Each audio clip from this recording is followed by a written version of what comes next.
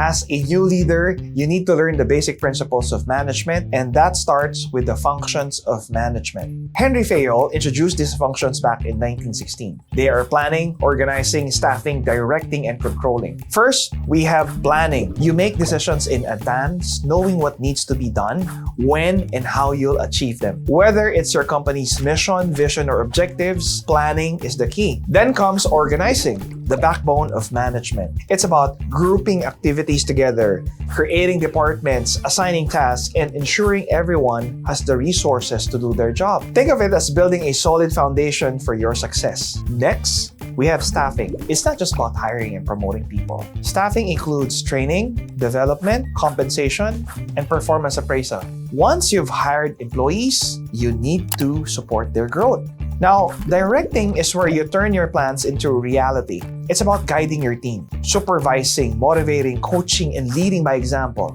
And lastly, we have control.